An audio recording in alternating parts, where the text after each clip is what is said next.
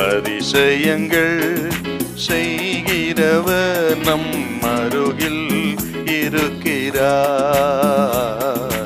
அற்புதங்கள் செய்கிறவர் என்றும் நமக்குள் வசிக்கிறார்.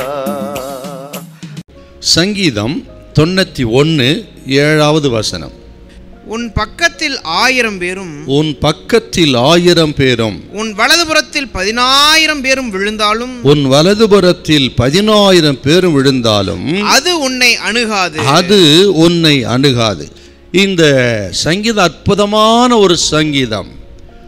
90ஆம் சங்கீதத்தை தியானித்து விட்டு 91ஆம் சங்கீதத்துக்கு வரும்பொழுது 90ஆம் சங்கீதத்தை எழுதின மோசே தான் இந்த சங்கீதத்தை எழுதியிருக்க வேண்டும் என்கிறதான ஆக ஒரு கருத்து பரவலாக இருக்கிறது.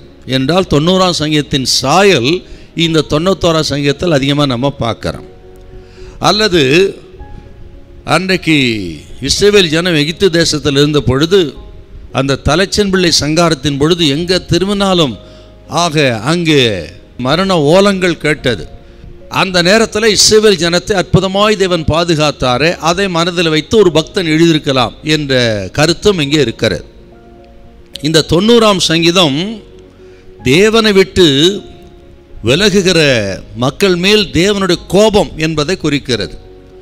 91ஆம் சங்கீதம் என்பது தேவனை சார்ந்து அவரை நம்பி அவர் மறைவில் வாழ்கிற மக்களுக்கு அவர் கொடுக்கிற பாதுகாப்பை குறிக்கிறது. கேட்கிற தேவ பிள்ளைகளே, அவரை சார்ந்தவர் மறைவில் இருக்கிற உங்களுக்கு ஆண்டவர் கொடுக்கிற மிகுந்த பாதுகாப்பை குறித்து விவரமாய் சொல்லப்பட்ட அற்புதமான ஒரு சங்கீதம் 91ஆம் சங்கீதம். அப்படி எந்த கொள்ளை நோய்க்கும் வாதைக்கும் ஆக விரோதமான ஆக நம்மை பாதுகாக்கக்கூடிய நாம் விசுவாசிக்கூடிய வாக்கு தத்தங்கள் அடங்கின அற்புதமான சங்கீதம் இந்த 91ஆம் சங்கீதம். இந்த சங்கீதத்தின் கருப்பொருள் என்னன்னு கேட்டிங்கன்னா ஆக பாதுகாப்புங்கிறது தான் இந்த சங்கீதம் 91னுடைய கருப்பொருளாக இருக்கிறது. ஆகவே தேவ பிள்ளைகள் நீங்கள் இந்த இக்கட்டான காலகட்டத்தில் அதிகமாக இந்த சங்கீதத்தை நான் விசுவாசிப்போம்.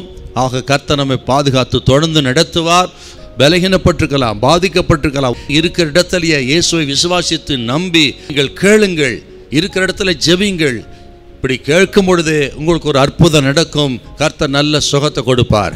ஆக என்னத்தான் நடந்தாலும் சரி, ஆண்டவரை விசுவாசிக்கிற நம்புகிற சார்ந்திருக்கிற தேவ பிள்ளைகளுக்கு கர்த்தர் சொல்லுகிறார், பயப்படாதிருங்கள், கலங்காதிருங்க. சில காரியங்கள் நடக்கிறத பார்த்து ஒருவேளை சோர்ந்து போயிருக்கலாம், பலகீனப்பட்டிருக்கலாம், பயத்தினால் இருக்கிற தைரியத்தை இழந்திருக்கலாம். இதை பார்க்கிற கேட்கிற உங்களை பார்த்து கர்த்தர் சொல்லுகிறார், அது உன்னை அணுகாது, நீங்கள் பயப்படாதிருங்கள். ஹல்லேலூயா, ஹல்லேலூயா.